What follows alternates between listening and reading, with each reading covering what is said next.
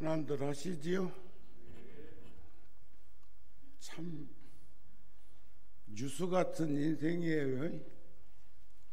벌써 입춘이 엊그저께 같은데 우수가 지나고 내일 모레 또 경칩이고 그리고 나면 또 이제 춘분이 될 건데 이번에는 부처님 출가제일부터 3월 7일입니다. 또 부처님 열반제일까지 그 같은 음력 2월 달에 들어 있어서 마치 성도제일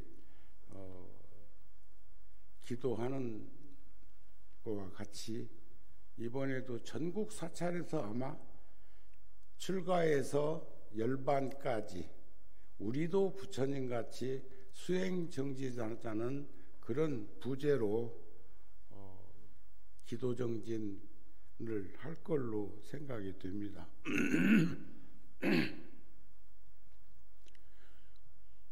오늘은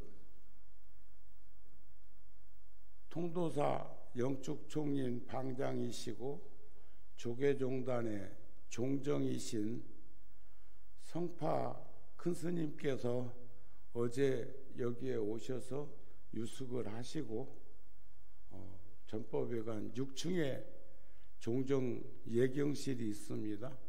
그리고 오늘 조금 전에 BTN 불교 텔레비전에 법문을 하시러 가셨습니다. 본래는 좀 일찍 그쪽에서 법회를 하면 제가 모셔다 드리고 와서 오늘 시간을 불자들하고 함께 하려고 했는데 법회가 11시 반이라는 그런 말씀이 계셔서 조금 전에 가셨습니다. 텔레비전에 이제 광고가 뜰 것이니까 꼭들 보셨으면 좋겠고 불교 텔레비전 방송이 벌써 1995년도에 3월 달에 개국을 해서 벌써 30주년이 됐답니다. 그런데 저도 95년도부터 98년도까지 참 어렵고 힘든 환경에 노출되어 있을 때 제가 대표이사 사장 소임까지도 봤던 곳이기도 하고 도시 개혁에 의해서 이루어지는 그런 건축법은 우선 길이 닦여져야 하고 그래야 이제 그 건축 허가를 내주는 건데 부대 시설들이 다 이루어져야 하고 그런데 그 당시에 케이블 TV는 선이 깔리지 않은 길이 닦이지 않은 상태에서 방송국만 먼저 허가를 내주다 보니까 굉장히 어렵고 힘든 환경에 처해 있었는데 이제는 그래도 3살 된 마포 방송국에서 방배동으로 옮겼는데 방배동에 옮긴 불교 텔레비전 건물은 방송국 건물이에요. 그런 것 보면 그 후에 소임자들이 얼마나 노력을 하고 불자들이 얼마나 많이 동참을 하고 시청을 했던가 하는 것을 우리가 확인하게 되는 것이 아닌가 싶습니다. 그런데 방송국에서 연락이 오기를 아는 사람은 알고 있지만 95년도에서부터 98년도 내가 소임 볼 때 얼마나 방송국이 어렵고 힘든 시기였는가를 생각해 보면 스님께서 뜰 앞에 잣나무라고 하는 프로의 1부, 2부 2번에 걸쳐 가지고 방송을 하겠다고 해서 얼마 전에 녹화를 했습니다. 그냥 자연스럽게 했어요. 묻는 것도 많기도 많고 할 말도 많이 있기도 있었지만 절제하느라고 입이 바싹바싹 탔어. 나도 그 속에 담겨져 있는 것 이렇게 숨기고 살기가 어려운 체질이 되어가지고, 그런데 그것을 가능하면 드러내지 않으려고 노력을 했지만 참 애정이 깃든 방송국의 인연이기도 했습니다. 그것도 아마 3월 달에 방송을 한다고 하니까 그것도 BTN에 뜨거들랑 한 번씩 보았으면 싶습니다.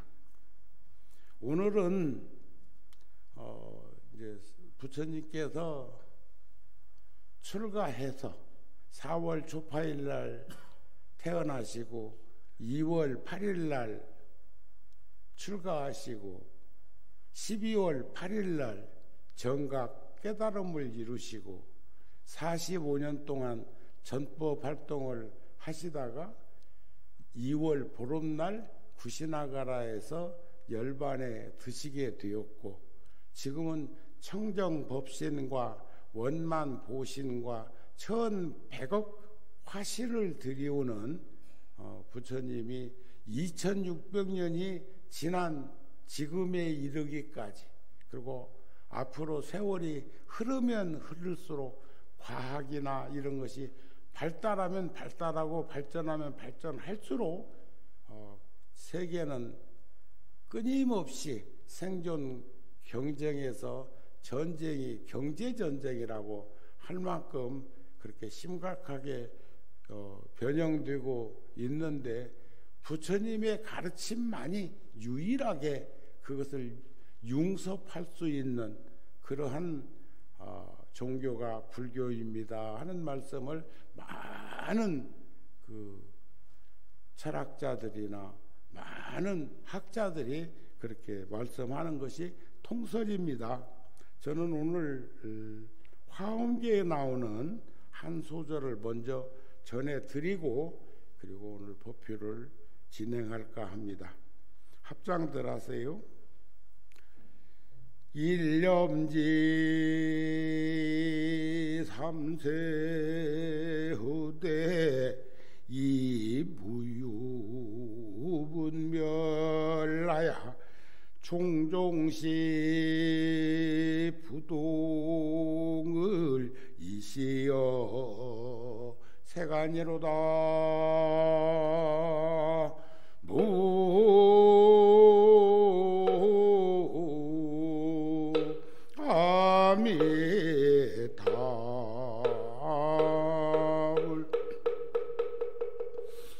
부처님께서는 한 생각에 과거, 현재, 미래 3세를 다 아시되 알면서도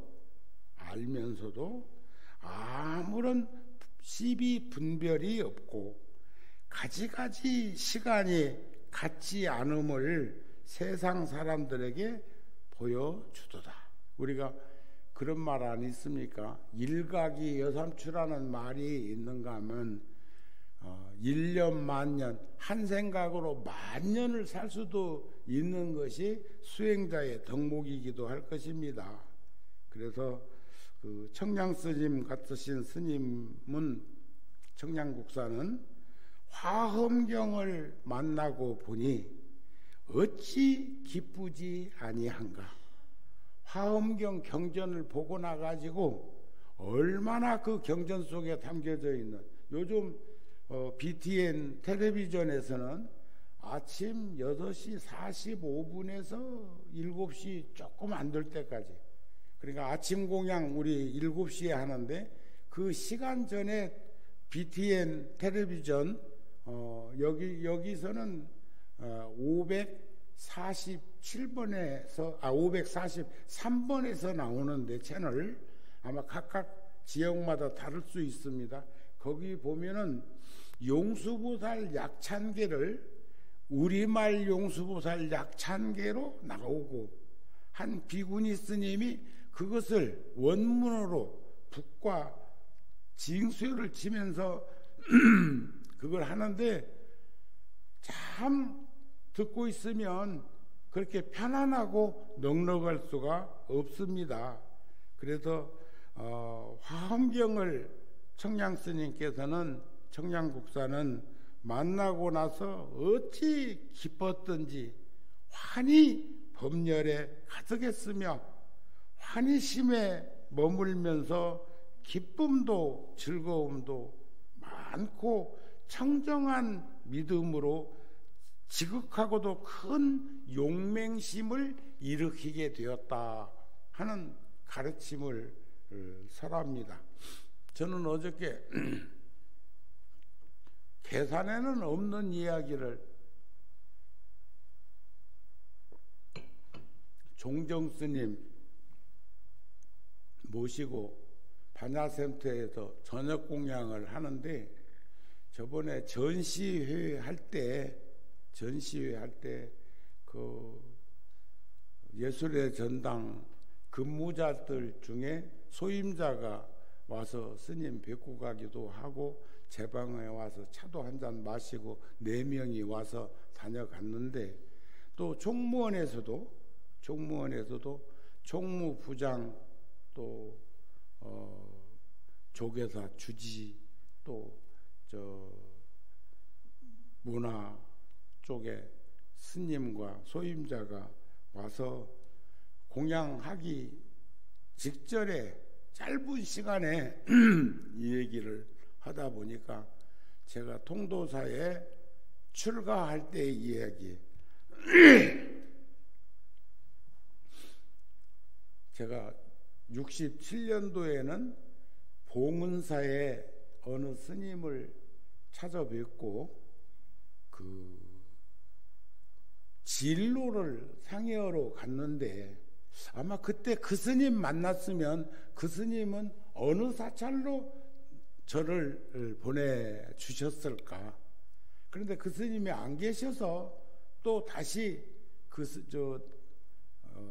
조계사에 있는 스님을 찾아가 뵈라고 그래가지고 이제 가니까, 지금 생각해 보니까 나이가 큰 차이도 안 나는데, 10살도 차이 안 나는데 그 스님이 하늘처럼 느껴질 만큼 그런 인연이었겠지요. 그랬더니 그 스님하고 또 한 스님, 저희 고향의 이웃 마을에 출가 전부터 출가해서 스님의 길을 걷고 있다는 그 스님, 나중에 그 스님께서는 일산 열애사의 만년에 몇 년 동안 제가 모시고 있다가 열반에 드시었는데 그 뒷바라지를 그렇게 해드린 스님이기도 하고, 그 한 스님은 지금 공군 그 사관학교 보람에 공원이 있는 부근에 그 절에 아직도 주석하고 계신데, 그 스님께서 돈까지 500원을 주셔서 용산역에서 통도사 가는 물금역 의리 운사 스님한테 편지도 하나 써 주어서 그렇게 갔던 이야기. 그러니까 어린 시절을 얘기를 하게 된 원인은 신대방동에 있는 장안사 주지가 거기 와 있었기 때문에 얘기가 나오기 시작을 했고, 그 땅 평수를 묻다 보니까 서울에서 작은 땅은 아니지만 제가 어렸을 때 보고 느꼈던 평수보다는 들어 있어서 이제 그런 얘기를 하다 보니까 그 얘기까지도 나오게 됐는데, 그러니까 지금은 구립 도서관이 절 바로 밑에 지어져 있었는데, 그 집도 절에서 소유하고 있던 집이 아니었을까, 주지스님이. 그런데 그 집이 어떻게 이제 제3자한테 넘어가가지고 거기에서 구청에서 매입을 해가지고, 절 옆에니까 사서 안 왔으니까 구청에서 그 땅을 샀겠지요. 그래가지고 거기다가 마을 문고 도서관을 이렇게 이제 지은 얘기, 재개발을 해가지고 이제 곧 그 지역이 이제 아파트 단지로 들어서면서 절은 교통도 훨씬 편리해지는 그런 절이 된다는 얘기를 들으면서 제가 불현듯 그때가 16살 때인데 그 도서관 지은 그 집에 학생이 하나 있었는데 16살 먹은 어린 스님이 그 절에 살고 있을 때 통도사 가기 전이에요. 17살에 통도사 갔으니까 그때 그 처자가 그 학생이 나만 보면 한참 물구름이 바라보는 것을 그때도 생각을 해봤지만 지금도 생각해보면 숙제야. 예?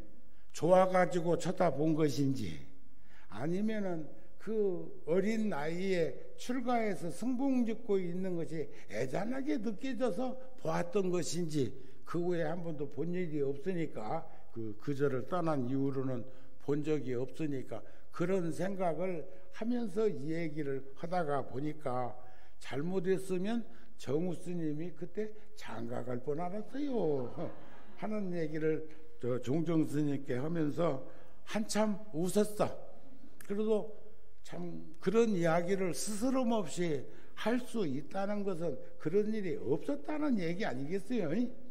그런데 부처님 그 생애를 본다든지 또 그 부처님의 경전을 가장 많이 숙지했던 아란존자가 출가자의 길을 걸으면서 있었던 그런 이야기라든지 또 옛 스님들의 여러 가지 전해 내려오는 이야기를 듣다 보면 아마 그 얘기도 훗날에는 회자되는 때가 있겠다 싶은 생각이 들어서 제가 그렇게 했어요. 그러니까 그때가 190원 주고 물금역까지 표를 끊었고 택시는 그 장안사에 있을 적에 남대문 시장에 가가지고 49제 재물을 이렇게 사다 보면 많지 않은 물건은 버스 타고 가거나 그때 2원 50전환하는 전차를 타고 저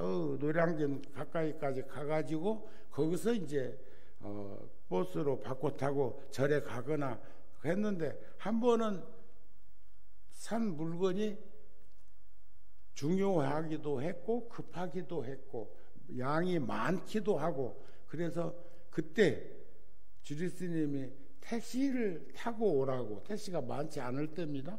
택시를 타고 오라고 했는데 기본 요금이 60원에 지금은 4,800원이에요. 택시 요금이 기본 요금이 60원에 10원씩 올라가는데 그 어린 나이에 10원씩 차카닥 차카닥 차카닥 넘어가는 소리가 심장이 멈출 뻔 알았어.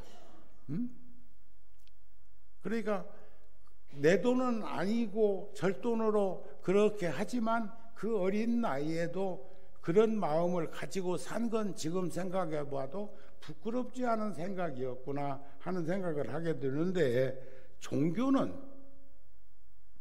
무엇보다도 진실해야 한다고 하지요. 종교인은 정직한 사람이 성실하게 살아가도록 가르친 말씀이 부처님 불법이라는 것이지요.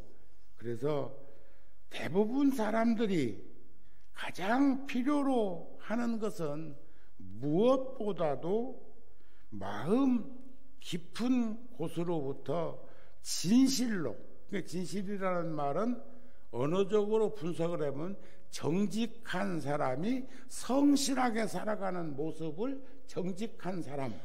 그런데 그것은 종교를 가지고 있으면 그렇게 살도록 해야지 언행일치되지 않는 삶을 살면 안 된다는 말씀이 아닐까 싶은 가르침입니다. 그래서 진실로 도움을 청하는 용기도 있어야 하고 겸손함도 있어야 한다는 거죠. 힘과 용기와 지혜를 지니고 산다는 것은 그것은 나 스스로를 스스로 정화하고 치유하기 위해서 깨달은 존재의 자비를 구하는 것이다. 그러니까 사랑과 자비는 아시는 것처럼 또 사랑은 연민심이라는 것을 우리는 보고 간직하면서 살았으면 좋겠다. 우린내 고통의 의미를 깨닫고, 우린내 고통이라는 게 뭘까요? 제가 어제 아래도 어느 스님하고 아침에 차를 한잔 하면서 그런 말을 했어요.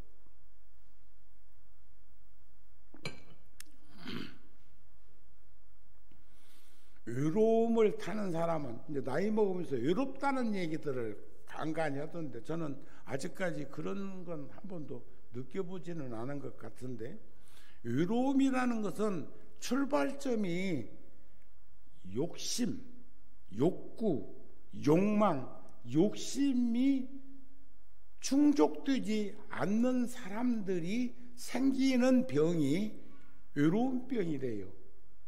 우리 불자들은 외로워서는 안 돼요. 고독할지언정. 그러니까 금강경에 보면 급고독원이라고 하는 그 기원정사가 그 고독한 이들의 모임터, 그런 말이에요. 정사라는 말은 절이라는 말이니까 부처님께서 45년 동안 법을 설하시는 과정 속에서 가장 오래 머무셨던 곳이 기원정사 급고독원 금강경 설법하셨던 그곳에서 부처님이 가장 오래 계셨어요. 저는 이제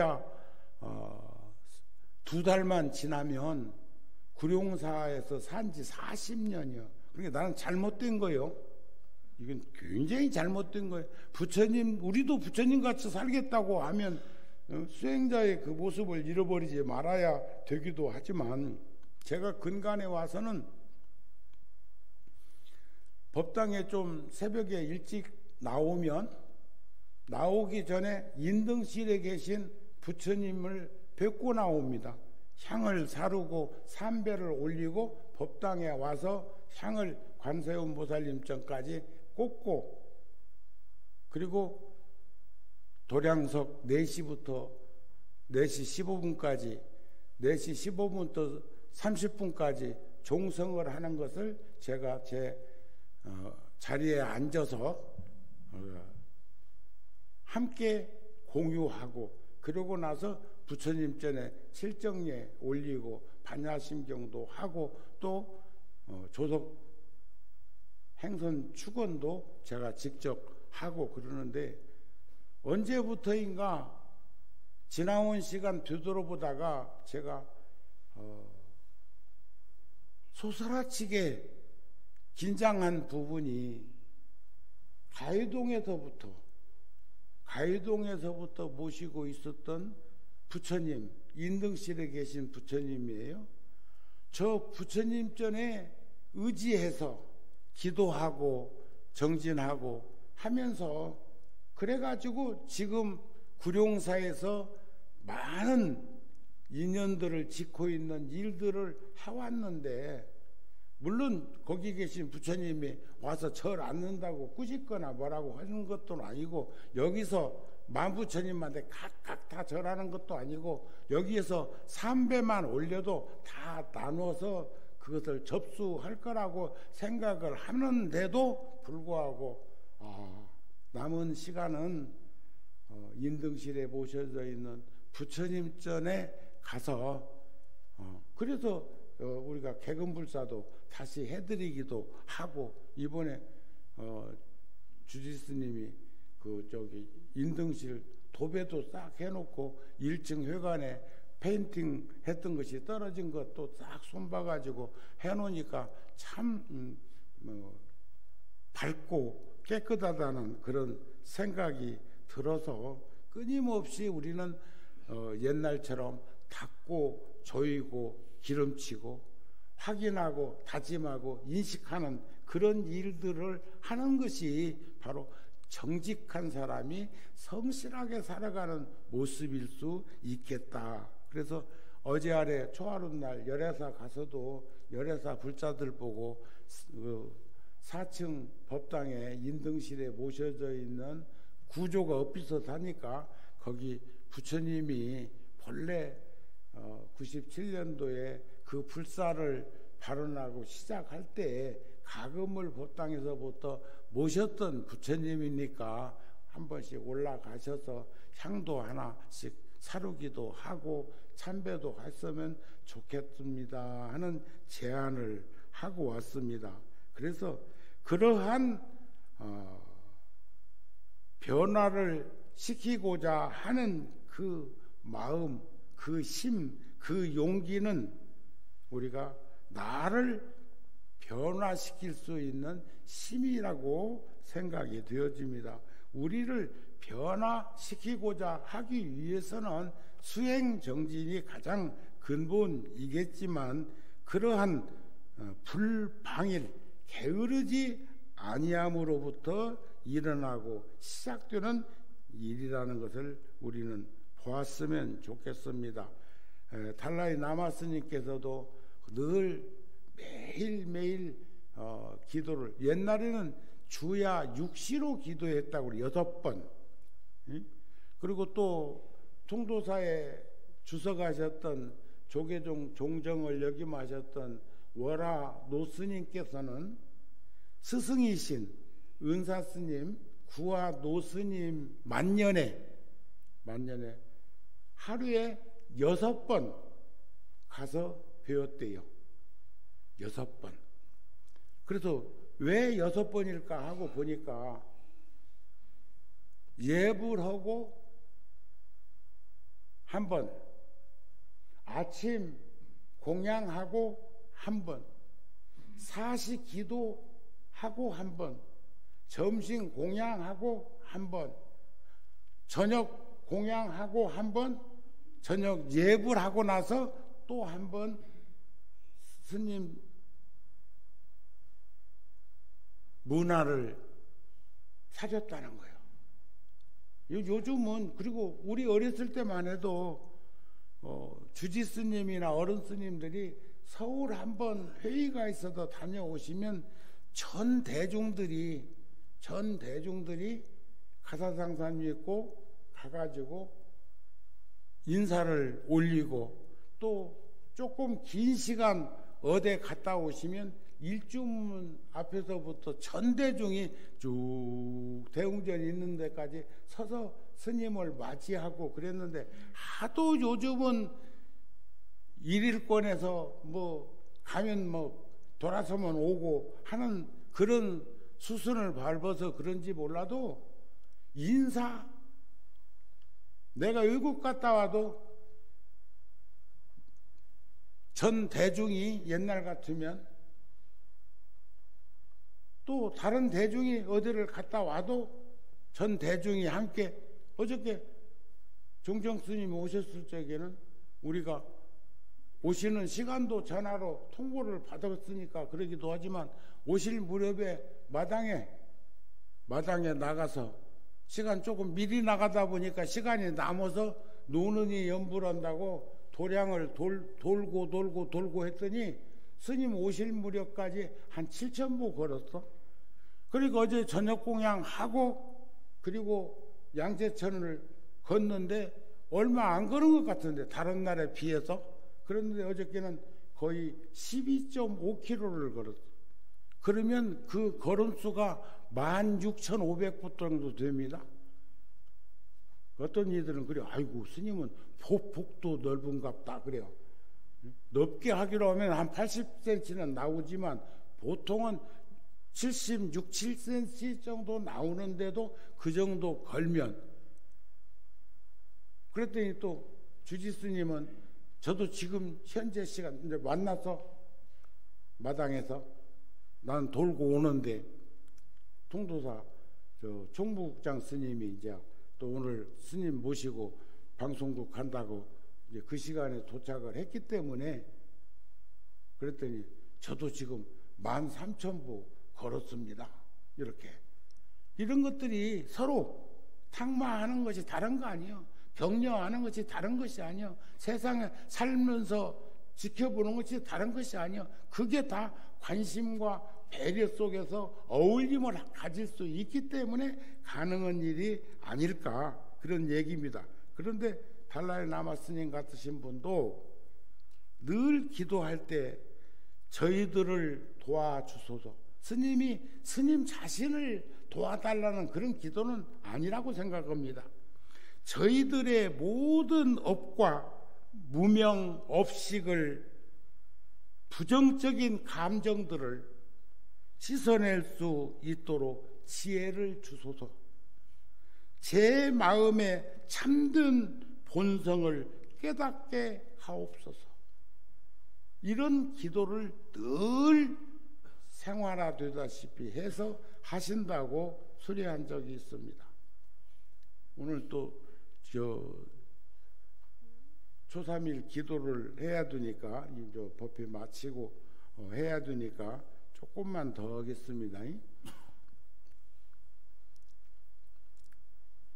직장인을 위한 생존 경제학이라는 책을 보다 보니까 나이 들수록, 우리 이제 나이 다 먹어가고 있고, 지금 보면 구룡사 불자들이 30년, 40년, 2년을 되신 분들은 지금 보통은 막 한 7, 80은 다 돼요.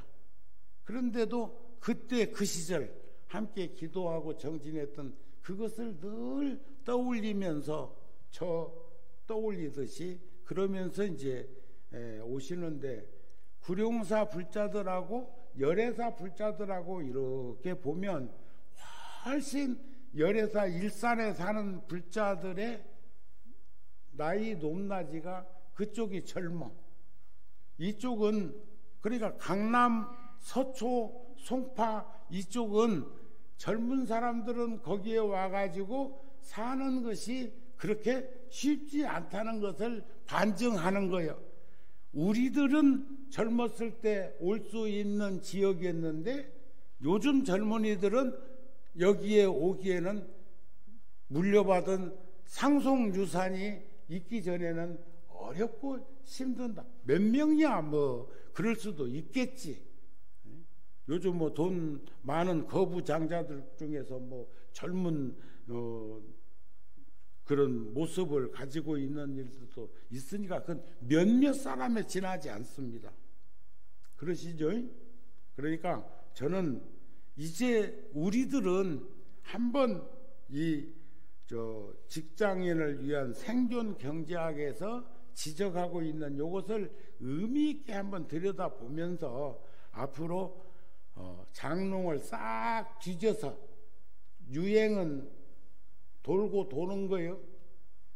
사람들 옷 입는 것이 지금 입고 다니는 것이 60년대 70년대에 유행했던 옷이 지금 또 유행될 수도 있는 거고, 또 유행 안 타는 옷도 있습니다. 편안한 복색, 나이 들수록 깨끗하게 잘 입고 다녀라.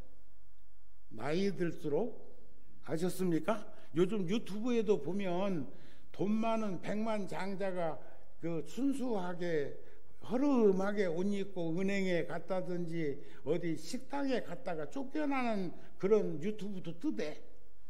응? 그래서 그런 걸 보다가 불현듯 이 생각이 나서 제가 여러분들한테 전하는 거예요. 나이가 들면 들수록 깨끗하게 잘 입고 다녀라. 각종 모임이나 결혼식이나 또 상갓집에 문상에 잘 찾아다녀라. 어떤 집, 옛 말씀에 어떤 집 강아지가 죽었을 때는 문상객이 문성성시를 이뤘는데 그 정성이 세상 떠났을 때는 어떻게 살았는지 그냥 썰렁했다네. 어제 아래도 그 뉴스에 나오던데 굉장했던 분이고 정치인이었고, 그런데 그 상가에 사람 많이 올 줄 알고 상가를 큰 방을 얻는 것 같은데 썰렁하더라네. 사람이 없고. 그건 안 댕겼다 소리요. 안 댕겼다는 소리요. 가난하고 어려움을 겪으면서 살아도 이런 일을 한 사람은 그 집안에 무슨 일이 있을 때 많은 이들이 스스럼 없이 와가지고 함께 하지만 특히 결혼식은 잘 안 가더라도 상갓집에는 댕기면서 살았으면 좋겠습니다. 아셨습니까? 저는 결혼식은 잘 안 가. 그래도 상갓집은, 그런데 요즘은 뭐 알려주지도 않아. 사무실에서 이제 나도 이제 나이가 그런데 댕길 나이가 안 됐다는 얘기인지 좀 알려주면 제에도 잠깐 참석도 하고, 지금도 극락전에 가면 영가들이 안면 있는 영가라는 말은 구룡사에 그래도 꾸준히 생전에 댕기신 분이라는 거예요. 지금도 극락전에 계신 영가 중에 한 분은 공무원으로 근무할 때 울산 공업단지가 만들어질 때 낙동강 물을 끌어가야 되는데 방법은 영축산을 뚫어서 터널을 만들어서 강을 인공적으로 만들어서 물을 가져가는 수밖에 없었다고 그래. 그때 통도사 경봉 노스님이 한 70대 정도는 됐겠죠. 70. 그때 스님이 나서셔가지고 백방으로 뛰어가지고 그걸 막았어. 막고 더 낙동강 하류에 물금 쪽에서 이렇게 가면 거기는 산이 그렇게 큰 산이 없습니다. 근데 물 조금 깨끗한 물을 가져갈 기라고 우회로 올라와서 저 청도 쪽에서부터 가지고 오려고 하면 그런 일이 생겼는데, 그때 그 일을 앞장서서 통도사의 뜻을 따라서 거기에 영축산이 뚫리지 않도록 하셨던 분이 지금 49제 중이에요. 이각범 교수하고 사춘지간. 아마 그럴 거예요. 맞을 거예요. 내 기억이. 그래서 저도 통도사에서 두 가지 큰 일을 했다면, 보통은 고압선이 15만 4천 볼트가 고압선으로 댕기는데, 세계에서 우리나라가 첫 번째로 한 일이 76만 5천 볼트? 그게 인천 쪽에도 하나 있고 용인 쪽에도 하나 있고 천성산을 넘어서 영축산 앞등선이로 넘어서 울산으로 밀양으로 갈 때 결사 반대했던 그 고압선이 우리나라에서 가장 센 고압선이에요. 15만 4천 볼트도 몇 년 전까지만 해도 굉장했었는데, 그때 그것을 저는 긍정적으로 인정을 하고, 다만 천년 고찰에서 바라볼 때 그 고압선이 산 능선으로 가가지고 흔히 보이면 미관을 해치지 않느냐. 그러니까 그 산 덩어리 너머에서 지나갔으면 좋겠다 해가지고 그거 해냈어요. 또 울산에서 저 서해안까지 가는 고속도로가 밀양으로 넘어가는데, 언양하고 통도사 사이에 보면 삼성정관이라고 하는 삼성전자가 큰 회사가 있는데, 그 회사 공장이 폭이 최소한 3.3m가 돼. 그러니까 좌측으로 가면 영축산이 뚫리고 우측으로 가면 신불산하고 영축산하고 협곡으로 갈 수 있는데, 길은 만들어라.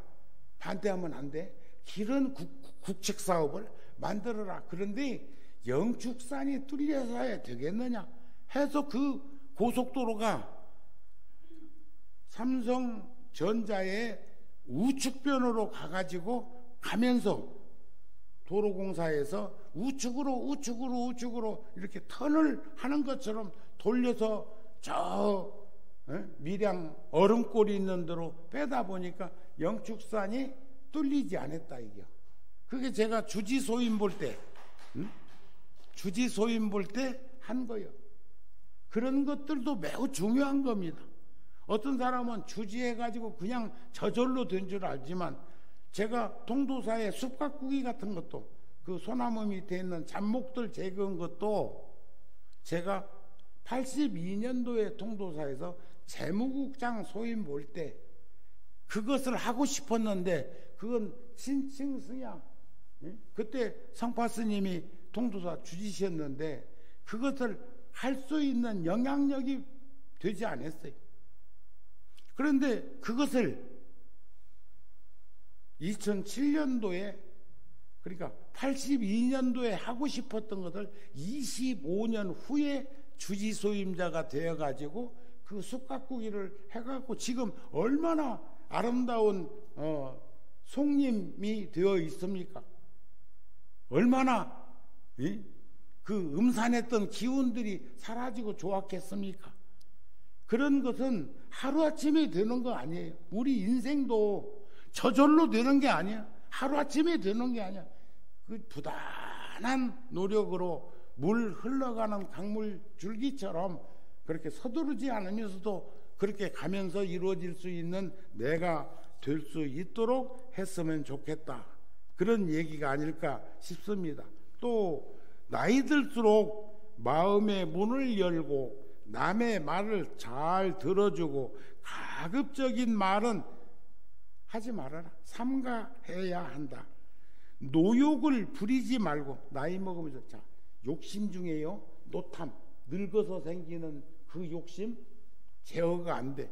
병탐, 병 들어갖고 생기는 욕심 안 돼. 사탐, 목전에 죽음을 눈앞에 두고도 절대로 자기는 안 죽을 거라고 하는 사람들이 있어. 그건 욕구, 욕망, 욕심이 집착하게 만드는 것인 걸 알아야 돼. 그래서 우리는 한 살이라도 젊었을 때 인생을 좀 정리할 것은 하면서 살았으면 좋겠다. 그래서 웬만한 것은 포기하고 기분 좋은 얼굴에 즐거운 마음을 가지려고 노력하고, 돈 내는 것을 즐기고 건강을 위해서 노력하라. 이게 직장인을 위한 생존 경제학이라는 글에서 제가 발췌한 거예요. 그런데 여기 즐거운 마음을 가지려고 노력하고, 환희법렬하게 시열에 차서 살지 말고 환희법렬, 그리고 돈 내는 것 즐기고. 옛날에 청년 때 보면은 짜장면 먹고 먼저 나가는 놈이 있다고. 그리고 구두끈 새로 매는 놈이 있고. 그런데 그러지 말아라 이게. 그리고 택시 타고 택시비 걱정되면 택시 타지 마라. 걱정 않고 탈 수 있는 형편이 될 때 택시도 타라. 자가용 가지고 있으면서 기름값 들어가는 것이 겁이 나고 무섭고 두렵거든. 차 가지지 말아라. 이해가 안 됩니까? 그럼 여기서도 그러는 거예요. 돈 내는 것을 즐기고 건강을 위해서 노력하는 삶을 사는 것이 나이 들수록 해야 할 그런 것이다. 이런 말씀이 될 거라고 생각이 되어집니다. 그랬을 때 세상 속에 살지만 그 위에 있고 또 물 위에 떠 있는 연꽃처럼 세상을 살되, 세상이 나를 가지고 이용하고 희롱하고 즐기려고 하는 인생을 살지 말고 내 스스로가 세상과 더불어 어울림을 가지면서 살 수 있는 내가 되었으면 좋겠다 하는 말씀까지만 오늘 하겠습니다. 좀 길어졌네요. 빨리 끝내준다고 해놓고 지금 목탁을 지금 3번째 들어. 성불하세요.